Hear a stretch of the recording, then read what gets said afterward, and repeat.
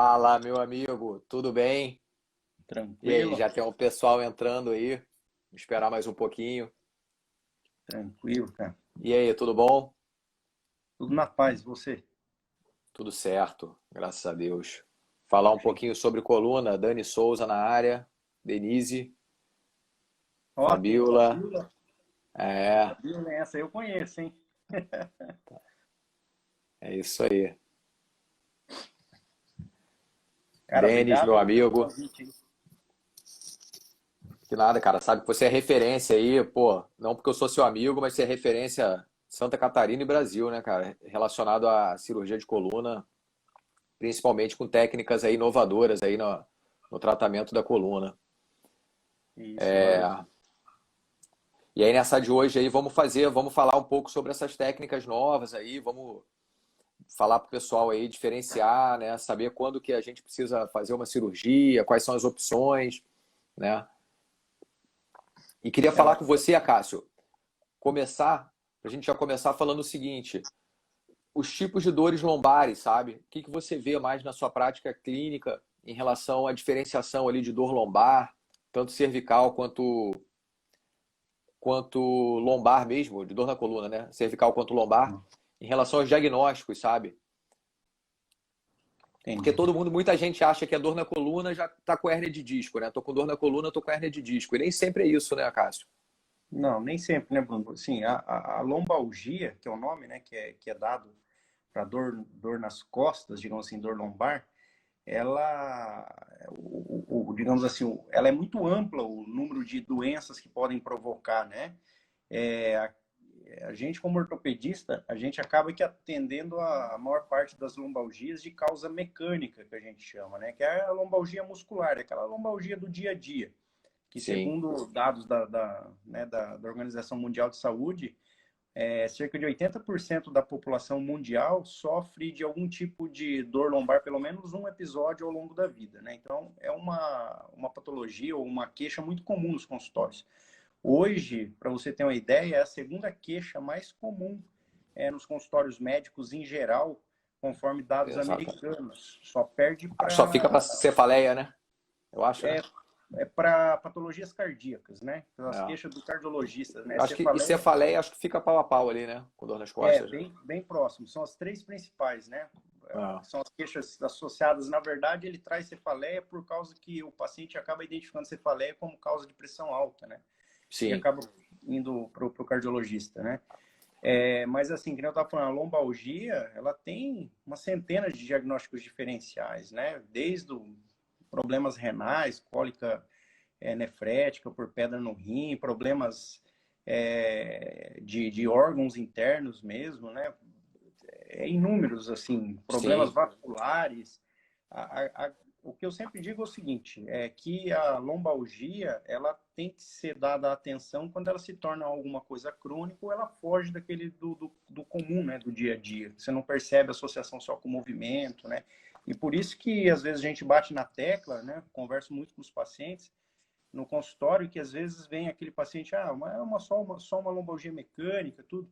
Só que muitas vezes já passou por várias e várias consultas e não é só uma lombalgia, né? Mas em resumo, assim, o principal É, causa é mecânica, dor muscular, né? O mais é. comum, né? Eu acabo exatamente com isso que você está falando, né, cara? Eu acabo tentando diferenciar de outras causas que possam ser de órgãos diferentes, né? Que possam ser, por exemplo, igual uma cólica renal, né? Tirar aqueles red flags, né? Alguma coisa que possa ser por exemplo, uma lesão tumoral ou um trauma que tenha causado aquela dor. Tirando isso, aí a gente começa a partir para as causas miofaciais, realmente, os músculos, ligamentos, né?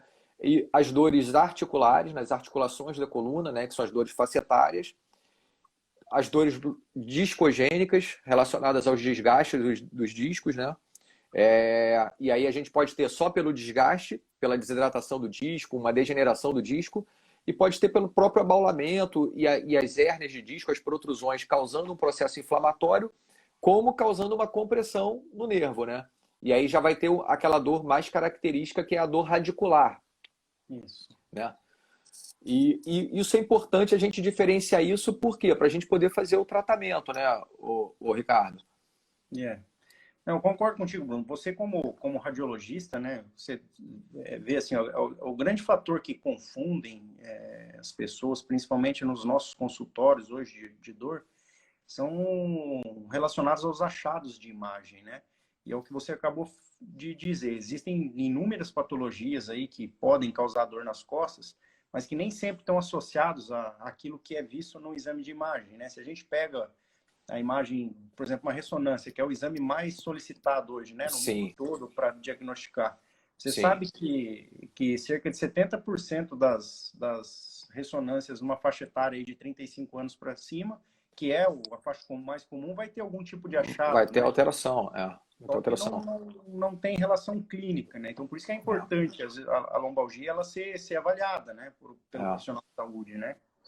Exatamente, e ter correlação com o achado de imagem, né? A gente pede, estou vendo o Ronald Caputo ali, meu amigo, meu mestre ali na radiologia, ali tá ouvindo a gente, e ele sabe disso também, né? A gente pede o exame de ressonância, por exemplo, e não é operado, doutor, mas deu uma hérnia aqui na minha ressonância. Tá, mas às vezes a sua dor não tá relacionado com aquilo, ela pode estar relacionada com a artrose que você tem na coluna, ela pode ser uma dor miofacial predominantemente, e você está com uma protrusão. Tem um trabalho muito interessante que foi feito, um trabalho clássico aí há muito tempo, que foi feito com jogadores de beisebol, dos juvenis, né, Cássio? Isso. Americanos lá, né? E eles pegaram todo mundo e fizeram as ressonâncias. Então a maioria que não tinha sintoma nenhum tinha um monte de achado, né? É, Tinha degeneração de disco, tinha artrose facetária e tudo jogador jovem, né? Isso é. aí já, né? Aí tem gente que leva a ressonância não tem correlação, o achado de ressonância. Não é que não tem importância. A importância é o médico, né, que está te atendendo fazer a correlação daquele achado com a sua queixa para poder planejar o tratamento, não é isso, Cássio? Não, é isso aí. Eu sempre digo o seguinte, Bruno, que tratar hoje lombalgia, dor nas costas, como eu falei, né? Como hoje a gente sabe, é uma das principais causas. É a principal causa de falta no trabalho no mundo todo, né? De absenteísmo. Então, você vê a importância que existe em torno dessa patologia. Eu sempre digo o seguinte, tratar dor nas costas hoje, né? Por isso que nós estamos aqui. Você Sim. é intervencionista em dor, eu sou cirurgião.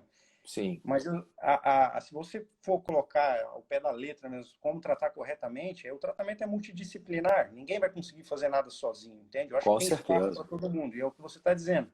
Às vezes a avaliação inicial é feita pelo médico, às vezes não é, às vezes é pela fisioterapeuta, às vezes é, né, por um outro profissional que esteja prestando atendimento ali ao paciente. Sim, até O o que eu médico da atenção acho primária mesmo, às é vezes, né? isso aí. O que eu acho mais importante é o seguinte: nunca você desvalorizar a queixa do doente. E você, sempre que tiver uma suspeita de algo que está fugindo aquilo da normalidade, é buscar esse Sim, atendimento multidisciplinar. Eu acho que cada um dentro da sua área tem muito a contribuir, desde que seja trabalhado com, cer de forma conjunta, entendeu? com A gente não certeza. pode, tipo assim, assumir lá, eu sou dono do Eu resolvo paciente tudo, e né? o que eu estou dizendo é a verdade, né? Perfeito. Acho que o trabalho é em conjunto, né? Que a gente É, chama já de trabalho interdisciplinar, né? Que a gente não pode ficar só atendendo e sem conversar, né? A gente tem que conversar. O que às vezes a gente faz encaminho às vezes para o fisioterapeuta. Tento ligar para o fisioterapeuta, conversar o que eu acho, o que ele acha, como que está evoluindo. Para o psicólogo a mesma coisa. Encaminho bastante paciente psicólogo, por exemplo. Tento sempre ligar para conversar, para falar o que eu penso, né? Ele vai saber muito mais de uma abordagem psicoterápica do que eu, mas eu acho que eu preciso passar a minha impressão disso, né? Porque senão é, não faz sentido. é. E aí, O grande problema, né, Bruno? Desculpe te cortar, mas assim, não, eu vi que tem alguns pacientes aí, acho que até em comum nossos, né, que estão assistindo, sim, e às vezes, assim, o que deixa às vezes a gente um pouco até chateado é que essa abordagem muitas vezes a gente não consegue dar, né, de uma forma correta para o doente, né? A sim, gente trabalha digamos assim, nas diversas camadas da prestação de saúde, né? A gente trabalha lá no sistema público, a gente trabalha no sistema com convênios e trabalha no sistema privado. E a sim. gente sabe que os custos hoje que envolve o tratamento de saúde são altos. Então a gente está falando aqui de uma coisa que seria o ideal, mas a O gente não ideal. consegue ter o acesso a esse ideal. Você imagina um paciente que às vezes chega lá, tem uma patologia que às vezes tem fatores psicoemocionais associados, tem questões Super físicas, complexos, né? é super complexo. e ter acesso a esse sistema todo é difícil, né? Então acaba sendo frustrante, às vezes, para o médico e para o doente, né, que está do outro lado. E você, para o doente, aí, de ele ter acesso e você próprio conseguir dar essa atenção, né? Porque você tem aquele atendimento, mas você tem outras coisas para fazer e você tem que ligar para esses outros profissionais, para ficar envolvido, dar essa atenção para o paciente, às vezes é bem complicado, né? Principalmente quando você está atendendo num sistema de volume de plano ou no SUS. No SUS é mais complicado ainda porque acaba o paciente se perdendo um pouco no sistema, né? Ele volta para você, se você não tiver uma equipe bem elaborada, né? Eu trabalho lá no ambulatório do São José aqui no SUS e a gente faz um trabalho bem bacana, eu consigo fazer bastante atendimento lá clínico e fazer as intervenções. Então acho que a gente levou bastante um progresso bastante significativo ali para o setor, mas acaba que essa formação da equipe, envolvendo psicólogo, envolvendo nutricionista, eu acabo, por exemplo, encaminho muito para nutricionista, mas vai e perde, eu não consigo fazer ainda um fechamento ainda de equipe, né? Isso. A grande dificuldade que a gente tem Tô vendo doutora Luíse aqui também, doutora Luíse, grande médica aí da dor, clínica da dor aí da nossa cidade também, com a formação super relevante, né? Foi lá para fora fazer formação. Um beijo, Luíse. Fala aí, Acácio. Acácio, então vamos falar o seguinte: depois que a gente faz então esses diagnósticos, a gente consegue fazer um tratamento, né? A gente vai planejar o tratamento. Então, como que você começa? O que você começa fazendo para o seu tratamento, para o seu paciente? O tratamento Bruno, conservador primeiro, né? Sempre, né? Assim, é uma coisa que eu gosto de deixar bem claro, né? Para quem já consultou comigo né, e gostaria de aproveitar a oportunidade de dizer, assim, até por isso que a gente está aqui hoje, né? Falar um pouquinho sobre intervenção em dor e um pouquinho sobre a cirurgia da coluna. Então, assim, primeira coisa que tem que deixar bem claro é o seguinte, é que cirurgia da coluna é a exceção, tá? Ela não é quase nunca a primeira opção. Existem casos que você, óbvio, né? Você vai precisar operar, por exemplo, fraturas, tumores, e ainda assim alguns tipos, né? Doenças que são compressivas, ou seja, são emergências médicas, né? Então, essas são cirúrgicas, assim. Mas aquele paciente do nosso dia a dia, que vai no consultório, não precisa ter o medo de chegar no consultório do cirurgião de coluna e achar que tudo vai virar cirurgia, porque não é assim. Pelo contrário, né? A abordagem que a gente dá é justamente o contrário. É a minoria que vai precisar de uma cirurgia. Eu acho que as etapas, digamos, de tratamento, que nem você colocou, o tratamento, o que é o tratamento conservador? É desde uma simples conversa para você entender o que o paciente tem e ele mesmo ser educado a isso, saber o que ele tem, né? Eu sempre digo, o paciente que entende pelo aquilo que ele está passando, é muito mais fácil você convencer a fazer as coisas, né?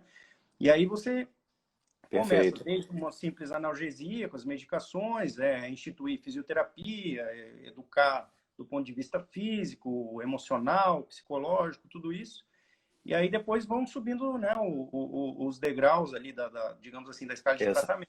E é onde começa a entrar as medicações injetáveis, vão entrar daí, acho que é onde você, né, atua e tem me ajudado muito aí, que é a parte da intervenção em dor.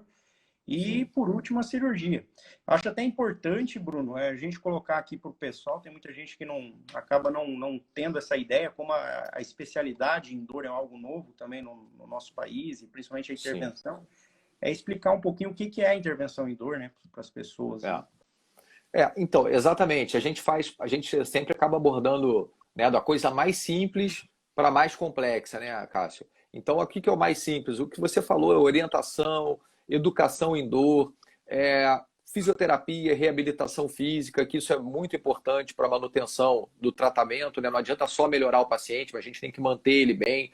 E manter bem não é só manter sem dor, é manter com qualidade de vida, com mobilidade, com capacidade de trabalho, capacidade de lazer, enfim. E aí, quando o paciente precisa, a gente consegue fazer as abordagens intervencionistas, né?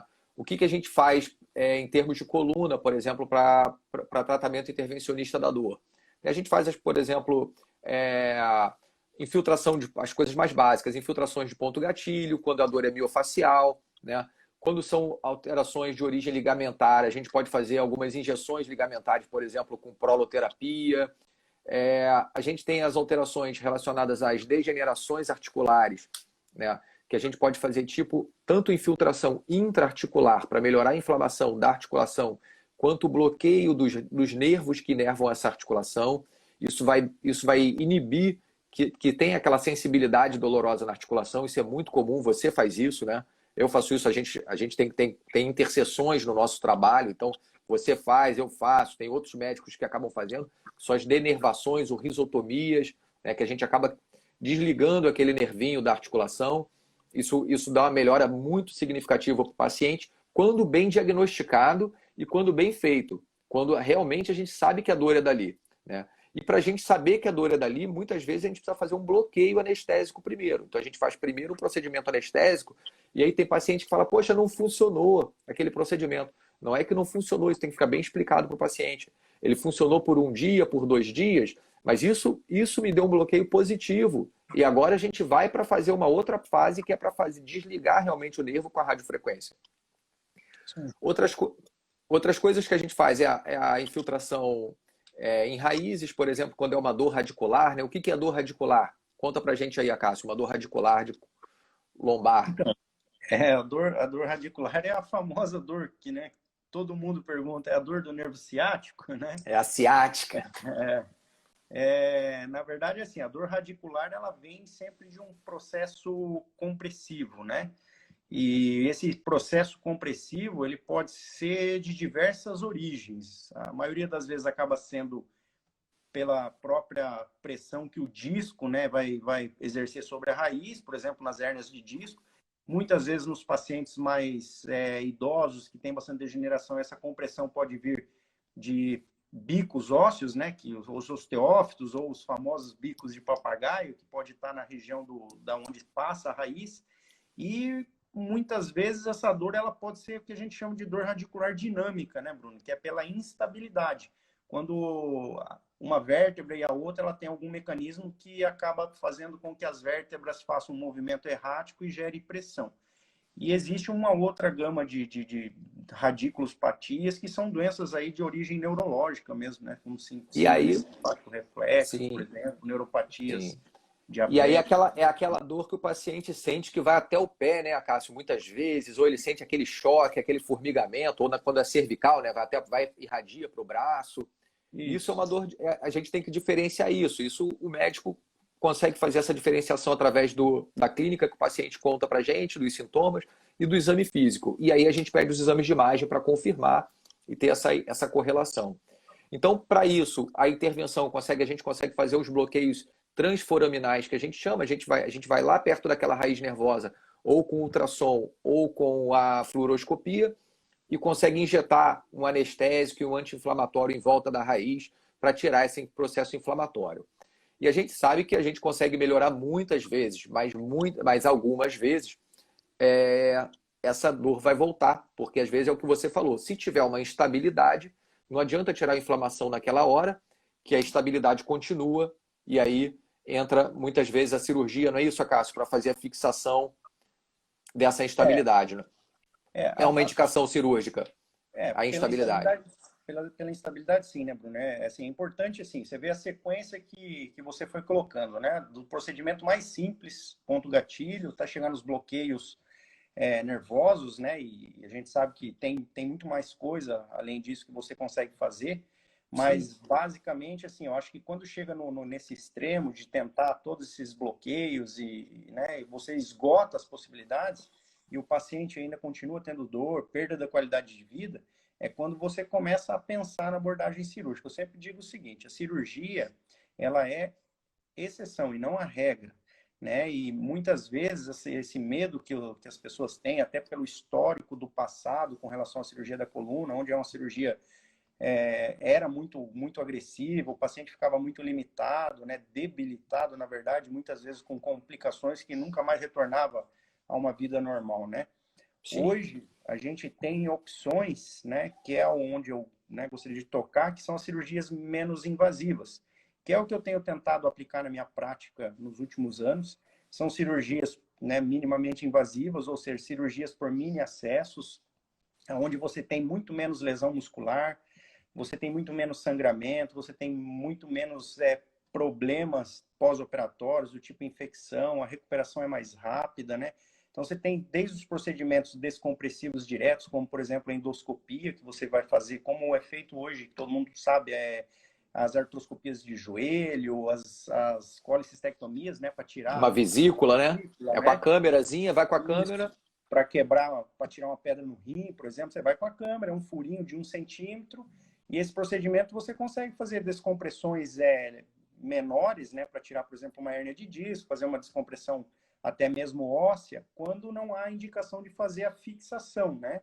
E aí Sim. depois, né, o segundo, digamos assim, o segundo degrau cirúrgico das minimamente invasivas são as cirurgias que você faz o acesso via abdominal, via parede abdominal lateral ou anterior, e vai fazer a colocação dos parafusos de forma percutânea, que a gente chama, né, por mini Sim. acesso também.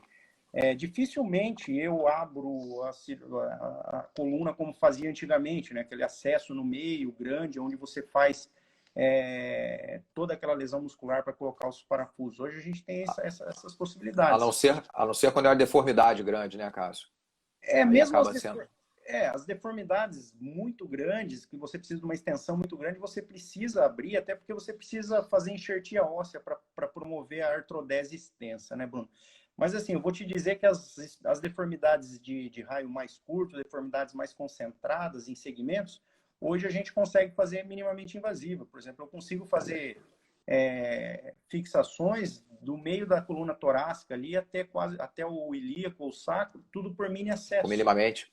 Pô, Minimamente, perfeito. entendeu? Tanto na Perfeito. parte, né, lombar ou quando torácica, fraturas de coluna que hoje a gente consegue fazer com 2 mini acessos, um lateral e outro posterior, entendeu? Então a gente tem uma gama de opções muito grande, né? Eu só Muito. digo o seguinte, para você conseguir esse tipo, você depende muito do acesso ao material e do acesso ao profissional que tenha treinamento para fazer isso, né? Porque não são todos que ainda têm esse treinamento, né?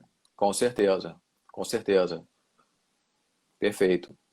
É, Tem pergunta vou aí? responder uma pergunta, exatamente. O Silva Johnny aqui, ele perguntou o seguinte: qual a opinião sobre a radiofrequência cervical?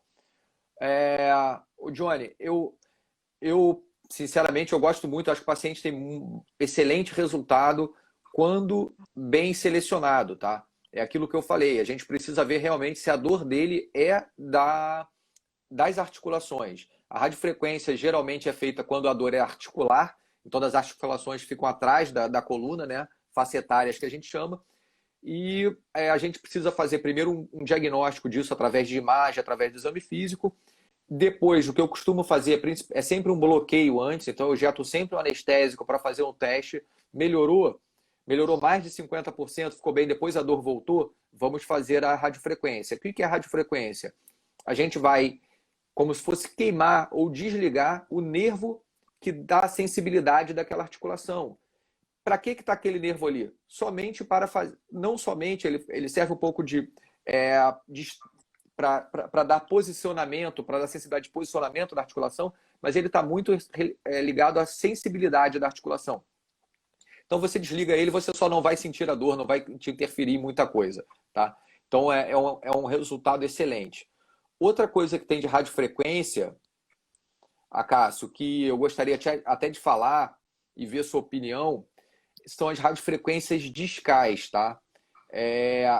A gente tem alguns procedimentos percutâneos que a gente faz, que a gente tenta fazer a descompressão do disco, por exemplo, de uma protrusão de um disco, de uma hérnia de disco pequena que ainda não tenha uma disfunção neurológica ou muscular significativa, que já seria indicação de uma cirurgia para descomprimir, mas a gente consegue que ainda tenha dor. Eu tento pensar no raciocínio seguinte, por exemplo, um raciocínio de uma dor lombar com uma protrusão discal associada, um desgaste de disco, enfim.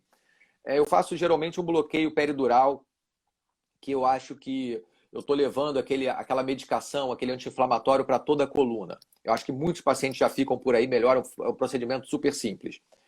Depois, a gente tem um procedimento de epiduroplastia, que é aquele procedimento, Acácio, que a gente fez até numa paciente que está até por aqui, né? E que é a nossa paciente em comum, é, que é a tentativa de levar um catéter através da coluna e tentar tirar as aderências que podem ficar ali na coluna. Essas aderências são relacionadas a quê? São relacionadas às cirurgias prévias ou ao próprio processo inflamatório das hérnias que acontecem ali, geram um processo inflamatório, isso acaba gerando uma fibrose, e às vezes a medicação que a gente injeta através da pele dural, a gente não consegue chegar ali. Então a gente faz essa tentativa de lise das aderências com catéter. São procedimentos bem pouco invasivos, tá? Com baixos riscos de complicação, então acho que bem seguros. Aí passando para um outro passo, quando não melhora, a descompressão percutânea com radiofrequência ou a microdissectomia, retirada realmente de fragmentos intradiscais. São procedimentos que ainda são pouco utilizados. Eu acho por um motivo, Acácio, não sei se você concorda comigo, por ser um pouco de o material ser ainda um pouco de preço elevado. Porque eu acho que ainda é. E assim, você não tem uma segurança de resultado, né? Você tem bons resultados com isso, mas o custo é elevado de material, então você fica um pouco. Será que vai dar certo? Será que despende isso? Será que o convênio vai liberar esse material? Não vai, né? E a partir daí já pensaria para a cirurgia. O que você acha em relação a esses procedimentos de disco, percutâneos aí de disco, Acácio? Então, Bruno, assim, eu acho que dentro de tudo isso que você falou, você vê que tem um arsenal muito grande, né?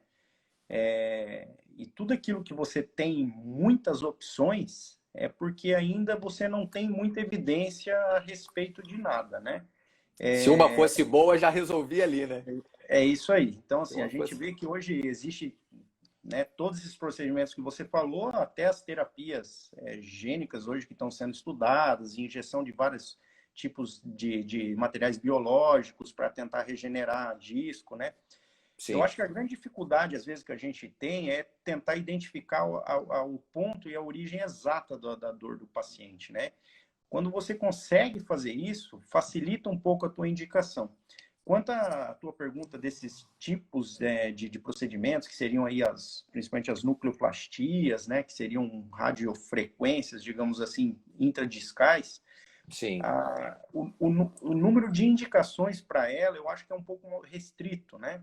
Você teria que ter um disco muito típico, né? Abaulado, que nem você falou, uma dor lombar ou radicular que você consiga realmente determinar que é dali.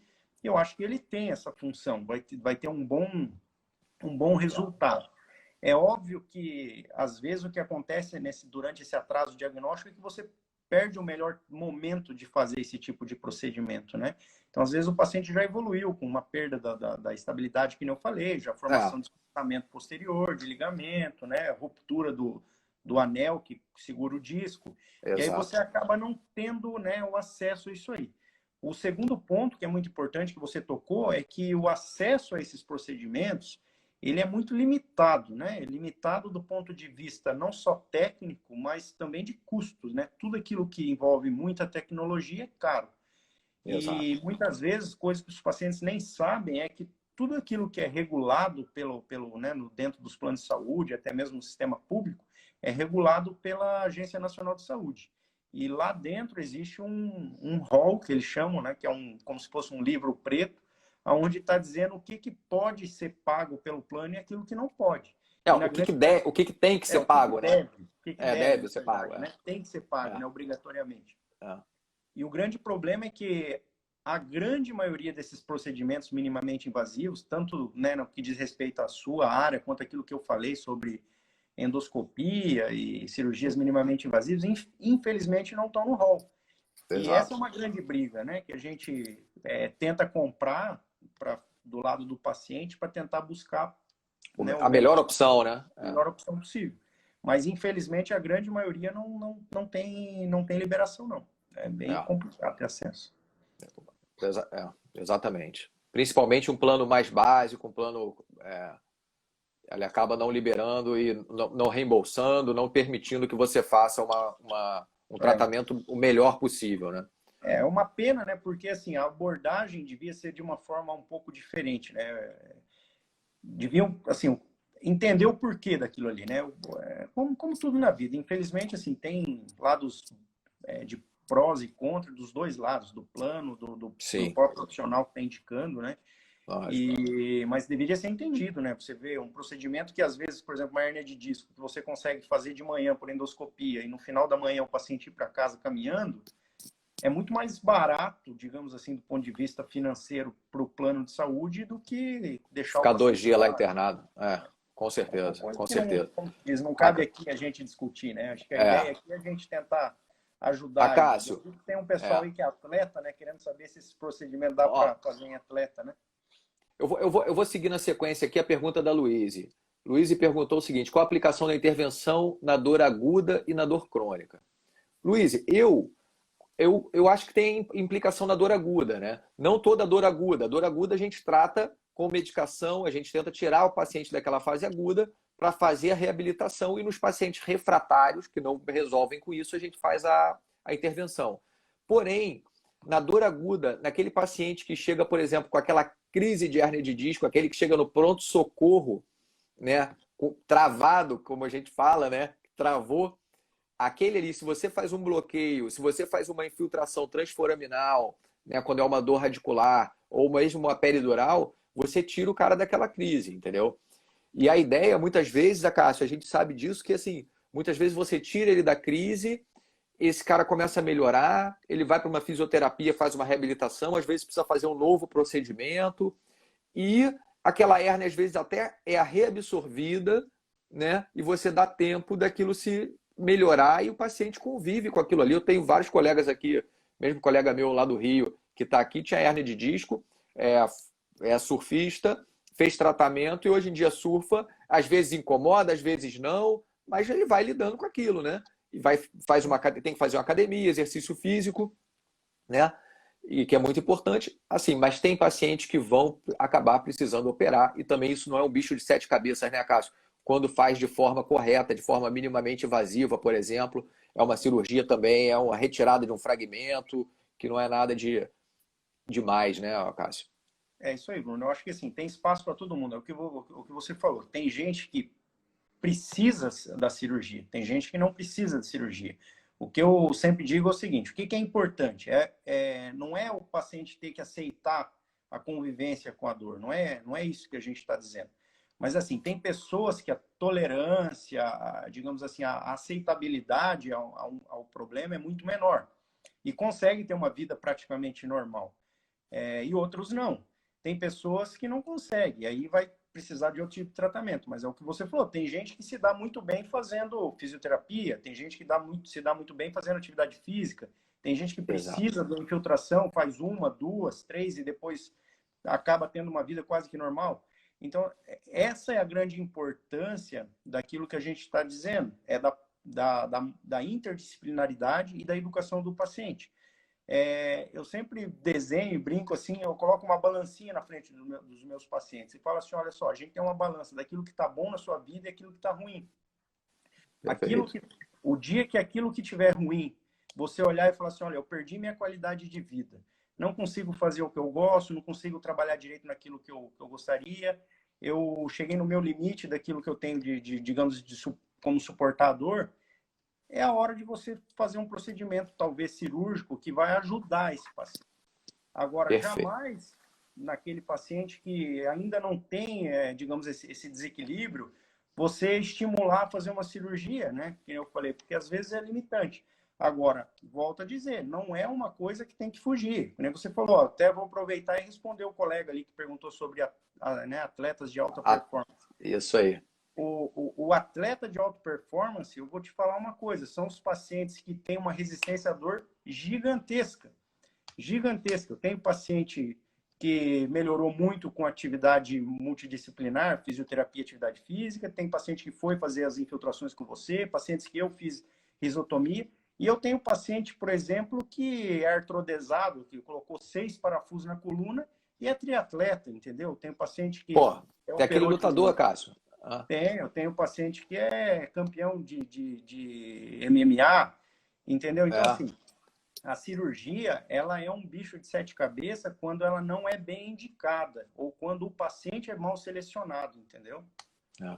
Esse paciente, a gente tem um paciente, um conhecido meu, na verdade, paciente do Acácio, e ele é lutador, competidor mesmo, e ele estava no momento que ele estava andando se arrastando, né, cara? Ele é lutador de jiu-jitsu, então ele já chegava e ficava ali no chão só para fazer jiu-jitsu, porque em pé o cara não conseguia nem ficar em pé direito. E ele tinha uma listese, né, que é um escorregamento da vértebra, e a Cássio operou ele, fixou a vértebra e tudo. O cara voltou a lutar normalmente, está em alto rendimento, competindo, e fala que melhorou completamente da dor. E é isso que você está falando, né? É isso aí. Então, acho que a gente respondeu. O atleta, ele tem espaço, sim, para todos os procedimentos. Exatamente. Coluna, principalmente, e outros procedimentos articulares, principalmente procedimentos regenerativos, onde o atleta acaba sobrecarregando muito a articulação e às vezes a gente consegue fazer alguns procedimentos aí regenerativos, articulares, que acaba melhorando um pouco. Ô Bruno, só uma coisa. O Rafael Tavares perguntou sobre a endoscopia na coluna, tá?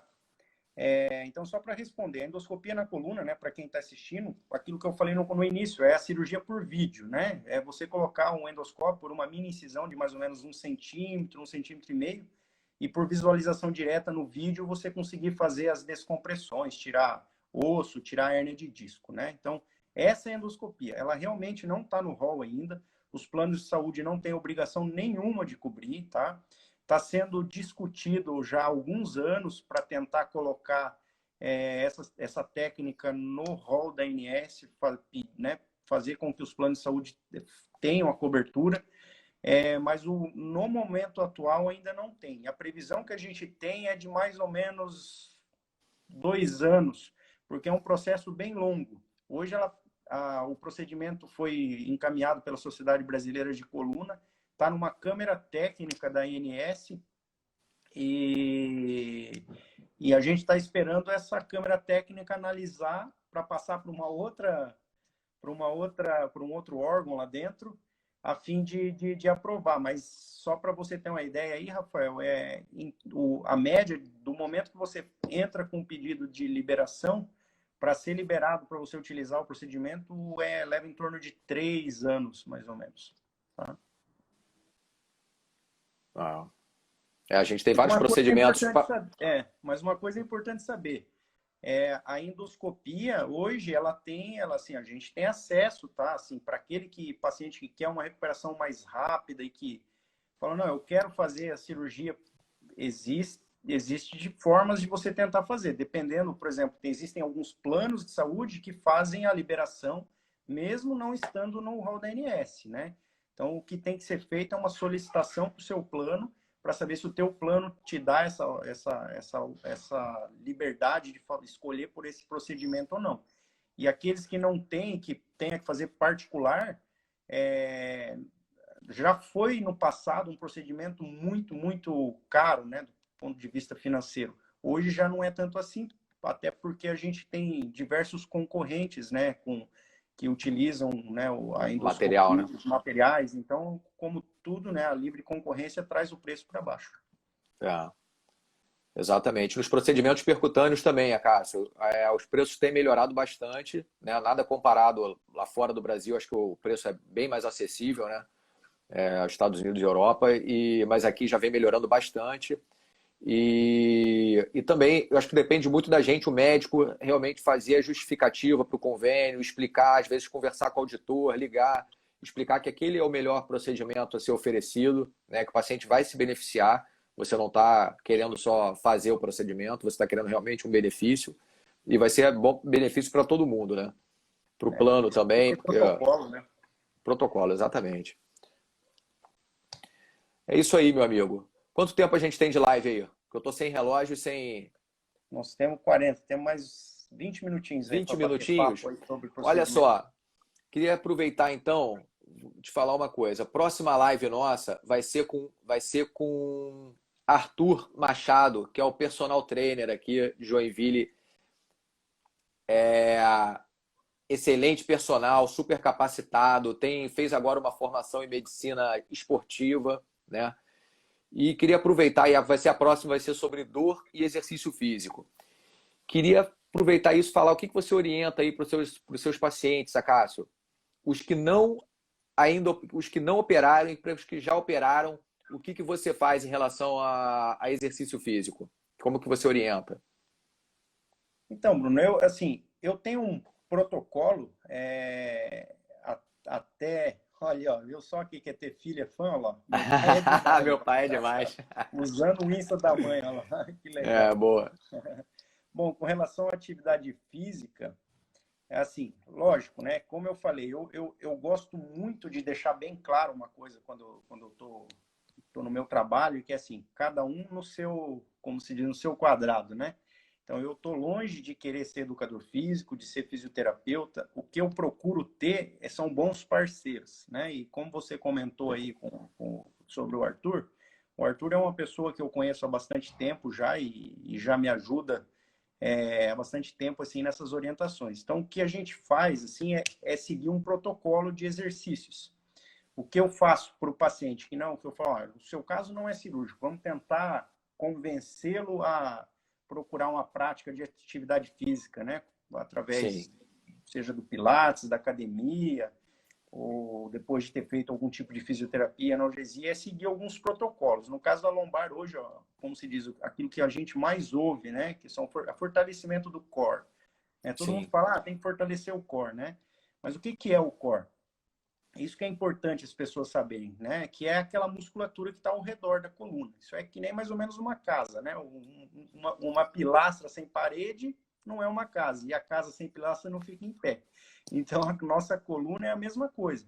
Aquilo que está ao redor, ela precisa ser fortalecida para dar estrutura, né? E uma coisa Sustentar, né? Dar sustentação, né? sustentação. E uma das coisas que as pessoas às vezes não sabem ou acabam não levando tanto em consideração é que grande parte digamos assim, da estabilidade da nossa coluna vem do nosso abdômen e não só lá de trás, né? Então, assim, a atividade física, quando eu oriento, é voltada principalmente para exercícios de fortalecimento abdominal, lombar, utilizando, né, bastante isometria, que são movimentos de contração sustentada, evitar muita amplitude de movimento com carga, né, demasiada para não gerar nenhum tipo de lesão e sempre de forma progressiva, né? Sempre lembrar do paciente que tem que ser de forma progressiva. Agora, uma coisa Exato. que é importante dizer, Bruno, é o seguinte: eu estou cansado no meu consultório de receber pacientes que são diagnosticados com hérnia de disco e são condenados praticamente a uma vida Sedentária. sedentária, na inércia, né? Como se diz. Chegam lá, mas doutor, eu tive, né, inúmeros outros colegas e falaram que eu não podia fazer mais nada porque eu tenho uma hernia de disco. Pelo contrário, eu sempre digo o seguinte: você pode fazer tudo, desde que seja bem orientado, né? A Com gente não certeza. vai orientar um paciente, por exemplo, com uma hérnia volumosa, extrusa, com déficit, aí lá na academia fazer um levantamento de peso. É, Mas esse lógico. paciente é importante ele saber que ele precisa fazer atividade física, né? Atividade física Vai é fazer uma essencial. natação, vai fazer uma hidro, né? Vai fazer uma Isso. caminhada. Cara, eu sempre também aconselho a Cássio, porque isso, eu falo, não é possível que 15 minutos de caminhada, 20 minutos de caminhada, e a gente não está falando aqui para gente que é mais jovem, né? A gente que é jovem, né? A gente está falando, às vezes, para uma pessoa mais idosa, uma pessoa que está realmente com um grande problema de coluna, mas faça 10 minutos de caminhada todo dia. Bote uma roupa de caminhada. Ah, mas eu já fui no mercado. Não, é caminhada. Você vai botar uma roupinha de caminhada, vai botar um tênisinho de caminhada e vou sair para caminhar. E vai lá fazer uma caminhada. Porque aquilo faz bem para o físico, faz bem para sua cabeça, e você vai progredir. Daqui a pouco você está fazendo 10, depois você está fazendo 12, você está fazendo 18 minutos, e isso vai progredindo. E outra coisa é fazer, às vezes, uma atividade prazerosa também, né, Cássio? Por exemplo, a pessoa, mas não gosta de academia, tá? Mas gosta de quê? Gosta de. Ó, a pessoa já que consegue, né? Gosta de dança, vai fazer uma dança, vai fazer um jogo, vai jogar alguma coisa, né? Eu acho que é importante a atividade física sempre. E Isso aí. principalmente, e principalmente orientada, né? Quando é numa parte de que o paciente está mais sensível ou que está realmente com uma protrusão ou é com uma dor mais importante, que ainda está naquela fase mais sensível, é fazer alguma coisa orientada. Também encaminho bastante paciente para o Arthur, por exemplo, avaliar e fazer a prescrição desses pacientes, né? É. Olha Outra só, coisa. eu sempre falo o seguinte, Bruno: a melhor atividade física que existe é aquela atividade física que a pessoa faz, né? Que nem estão perguntando ali se eu danço, né? Falou assim, ó, realmente não é meu forte dançar, né? Mas a dança, ela é uma boa atividade física para se fazer, né? Para quem gosta, vai ter muito prazer. Por exemplo, uma coisa que eu sempre comento, né? Eu fiz a minha formação um ano que eu me dediquei fora em 2010. O meu professor lá, ele lá nos Estados Unidos, ele tinha no serviço dele um professor de dança. E para os pacientes que estavam, às vezes, mesmo os pós-operatórios, uma das indicações dele não era iniciar com atividade física, mas iniciar com uma dança. Para esse É uma paciente atividade começar a se física. movimentar. Né? É. Uma atividade física, eu quero dizer, não em academia. Mas eu falo Não assim, você gosta academia, de dançar? Eu gosto. Então, ó, você vai vir aqui terça e quinta à noite, lá embaixo na nossa sala de fisioterapia, tem um professor de dança que vai dançar com vocês lá. E assim, o paciente ele estava fazendo atividade física de forma prazerosa, entendeu? Junto com Tava a mexendo pessoa com a treinando, cabeça, junto com a pessoa sociabilizando. socializando, isso aí. Exatamente, cara. Isso que é importante. Descobrir o que a pessoa gosta, realmente. Eu trabalho alguns pilares, assim, que é a educação indoor, essa educação indoor, é, a parte psicológica, que eu acho bastante importante. Então, travou aí, Cássio? Não travou, não. Não? Oh, desculpa. Você que tá parado mesmo, você tá lendo, né? Isometria. Tava parado. Então, educação indoor, a parte psicológica, a parte, né, que eu acho bem importante, não só psicológica de ir no psicólogo, mas a parte social, a parte de descobrir prazeres na vida, a parte do trabalho, eu acho isso é importante, família. E aí vem a parte de educação física, fisioterapia fundamental, né, cara? A gente tem alguns fisioterapeutas aqui na live, por exemplo. Fisioterapia é fundamental para a reabilitação de qualquer paciente com dor. A educação física, exatamente, o Arthur falando aí, a melhor atividade é que a pessoa faz, né? Isso aí, não adianta ficar escolhendo e não fazer, né? Senão não adianta nada. E aí a gente vai para medicação, procedimentos intervencionistas que a gente vai tentando melhorar e cirurgias quando é necessário, saber que tem um bom cirurgião aí para atender a gente, né, cara? Que você está sempre disponível aí para atender, sempre se atualizando, sempre buscando novidade, buscando fazer o melhor e buscando e fazendo isso com muita integridade, né, Cássio? Indicar quando é preciso, né? Eu acho que isso que é muito importante, cara. E uma coisa assim, Bruno, obrigado pelas palavras, tudo, mas assim, uma coisa que é importante a gente dizer, né? Que nem você estava comentando, né? O tratamento ser multidisciplinar. Você falou do pessoal que está aí, né? Se a gente parar hoje para pensar como tratador, né? Você vê, ó, a gente tem hoje aqui na nossa live aí pessoas de diversas áreas, né?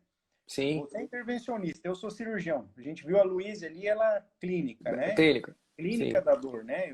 Uma especialidade nova, né? Que ela trata a dor das pessoas.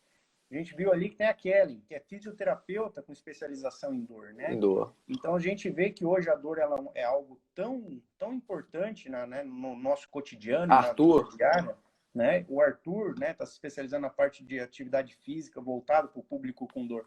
Então você vê, você acaba fechando 5, 6 profissionais. A Adriele ali, ó, ela é nutricionista. Adriele, nutricionista, exatamente. E hoje você sabe que existe até mesmo dentro da multidisciplinaridade a nutrição focada no público de dor. Alimentos que são mais inflamatórios do que outros, entendeu? Então, se a gente olhar, são 6 especialistas diferentes que podem estar atuando em conjunto com o mesmo foco, né? Que é a melhora do paciente, né? Isso que é importante, né? Então, acho que é importante do nosso papo hoje aqui está sendo justamente isso. Que as pessoas entendam que não existe só um tipo de tratamento. Existem vários tratamentos. É isso aí, é integrar essas várias especialidades com foco na melhora do doente. A cirurgia, que eu falei, que é aquilo que eu faço, como se diz, da melhor forma que eu posso, é um extremo.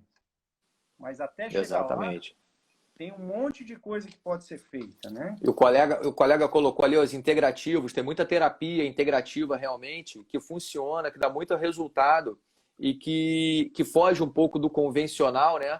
Mas pessoal que trabalha aí com floral, com terapias de massoterapia, mas aromaterapia e e são terapias que funcionam, né, cara? Que a gente vê a resposta em paciente que gosta e que fica, que aquilo funciona. Resolve tudo.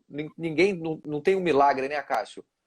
Não tem uma bala de prata que você vai lá e aquilo ali acabou. Não é, nem a cirurgia é, nem a intervenção é. Então a gente tem que ter todo esse contexto para acolher esse paciente, o paciente entender que ele é responsável pelo tratamento dele também, né? Colocar ele no centro disso. A gente está aqui para ajudá-lo, né? A gente tem um conhecimento, a gente estuda, o nosso trabalho é esse, a gente se dedica a isso, a estudar cada vez mais para oferecer conhecimento. Mas ele que vai lá é responsável pelo trabalho dele, né? Pelo tratamento dele.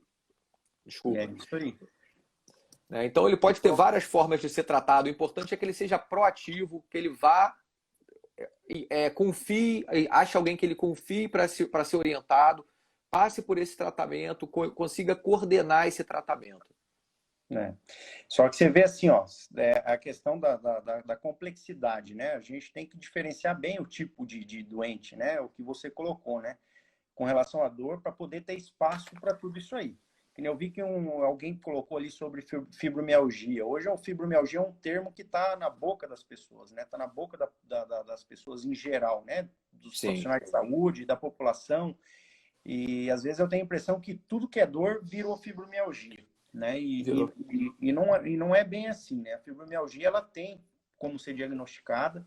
Infelizmente não existe um exame padrão ouro, digamos assim, vai lá, faz um exame de sangue, faz um teste, vai vir positivo para fibromialgia. Exatamente. O que Uma precisa... sobreposição de sintomas, né, com outras condições, aí. né, Cássio? Porque assim, a dor generalizada, né, fibromialgia é dor generalizada, o paciente com déficit cognitivo, né, esquecimento, dormindo mal. Isso. O paciente com estressado. Quantos pacientes a gente não encontra assim, né, Cássio? E aí todo mundo vai enquadrar todo mundo como fibromialgia, né? É isso aí. Por isso da importância hoje de profissionais, que nem eu falei, especialistas em dor, nesse tratamento, nessa abordagem geral do doente, né? Então, não é uma abordagem de um ponto. Às vezes o ponto da dor é a coluna, mas o problema não é a coluna, né? Então, Exato. por isso que você falou, existe espaço para tudo, né? Mas, assim, esse tudo tem que ser muito bem orientado. Bruno, acho que assim, o nosso papel enquanto profissionais, né, na prestação do atendimento, seja médico ou outro profissional qualquer, é educar o doente, querer o melhor para ele, né? Exato. Respondendo ali o Renan, que perguntou da fibromialgia, tem solução, assim, solução, a gente não pode confundir tratamento com cura, tá? Uma coisa é uma cura, né? Você tá com uma pedra na vesícula, foi lá, tirou a vesícula e você tá curado da pedra da vesícula. Outra coisa é tratamento, né? A fibromialgia tem tratamento, né? Você tem tratamento medicamentoso, você tem tratamento psicológico, acompanhamento psicológico, você tem atividade física, que é a coisa mais importante, uma das coisas mais importantes no tratamento da fibromialgia. Você tem outras terapias que você pode fazer, né? Essas integrativas, por exemplo, que você pode fazer. Nutrição, por exemplo, a gente falou de nutrição aqui, importantíssimo na fibromialgia, tá? Então você tem tratamento, não dá para jogar toalha, né? A gente que está aqui na nossa... Tem uma última pergunta ali, Bruno. Tu que é radiologista, responde aí para ela. Protrusão discal e hérnia de disco. É a mesma coisa. Hérnia de disco é protrusão discal. O disco ele pode ficar abaulado, né? Ele é tipo um pneuzinho. Então ele pode abaular ou pode sair só um caroço ali naquele pneu. Então, aí isso vai ser uma protrusão. Ou ele pode sair completamente, sair um caroço muito grande dali, sair aquele conteúdo de dentro. Isso vai ser uma extrusão. Mas é uma hérnia. O abaulamento não, mas a protrusão e a extrusão é hérnia. A gente não coloca muito isso em laudo, né? Fala protrusão e tal, porque fica todo mundo com esse estigma de hérnia, né? Tenho hérnia de disco, vou me afastar do trabalho, eu vou querer um seguro, eu preciso operar porque eu tenho hérnia de disco. É igual você falar que o paciente está com... não sei, né? Então, por isso a gente coloca sempre protrusão, que é o termo técnico, um termo mais técnico, e a gente utiliza. Mas a hérnia de disco é a protrusão discal, é a extrusão discal. Né? O tempo eu acho que está acabando, né, Cássio? Tá com o relógio aí? Fabiola me avisou aqui que vai acabar. Falta 4 minutos. 4 minutinhos. Queria te agradecer muito, meu amigo, por ter aceitado esse convite, tá? Fiquei muito feliz aí, pô, sabe que você é minha referência de tratamento de coluna, né? Sabe que você é meu amigo e, porra, te considero muito amigo e te tenho um grande orgulho de ser seu amigo pela qualidade técnica que você tem também, além de como pessoa, essa qualidade técnica, essa integridade como médico, tá? Então, É, fico muito feliz de poder participar aqui dessa conversa contigo. que isso, cara. Eu que agradeço o convite. Eu acho que é uma oportunidade que a gente está tendo aqui de tentar dividir um pouquinho daquilo que a gente conhece, daquilo que a gente tem, né? Hoje, essa acessibilidade, né, para todos aí no mundo digital aí está muito fácil e acho que um dos pilares que eu sempre defendo é a gente tentar defender a informação de qualidade, né? Evitar a propagação de notícias e coisas, falsas promessas, de que coisas que não existem, né? E na área de saúde isso é uma coisa que infelizmente acontece muito. Sim. Tá divulgando técnicas, procedimentos, né, enfim, tratamentos que não tem nenhum tipo de base científica, não tem nenhum tipo de comprovação que funcione, simplesmente para enganar as pessoas, tirar dinheiro Certo. delas e muitas vezes até colocar em risco, né? Então, acho que a grande Acácio, importância disso aqui é essa, né? desculpa te interromper. Só antes de acabar, queria agradecer a todos que permaneceram aí na live, tá? A todo mundo que permaneceu aí, muito obrigado, porque senão a gente não estava aqui fazendo essa live, né? Então, obrigado pelo tempo de vocês, que vocês ficaram aí. A gente sabe que o tempo hoje em dia tá curto, tá todo mundo fazendo muita coisa, mas obrigado mesmo, obrigado pelas perguntas, obrigado aos profissionais. E na próxima semana vai ter a live com o Arthur. Então, Arthur Machado, a gente vai falar sobre exercício físico e dor, tá? Não só de coluna, como joelho, ombro, e a gente vai tirar um pouco de informação aí do Arthur, ver o que ele tem para colocar pra gente. Não é isso, Acácio? Todo mundo com roupa de academia, hein? Ele falou que É, vai botar a galera para vai treinar aí passar um durante a treino. live. É. Isso aí, meu amigo. Beleza? Beleza, então. O pessoal falou para gravar aqui a live, né? Para encerrar e salvar. Vou tentar salvar aqui, tá? Aí fica E aí contigo, depois que eu eu não entendo coloco. nada. Eu vou colocar para salvar, e aí eu coloco lá pra gente e eu vou coloco no YouTube. Depois eu coloco no Beleza. YouTube que é o pessoal compartilha. Valeu, Show gente. de bola. Obrigado aí. Grande abraço. Tchau, obrigado. Valeu. Valeu.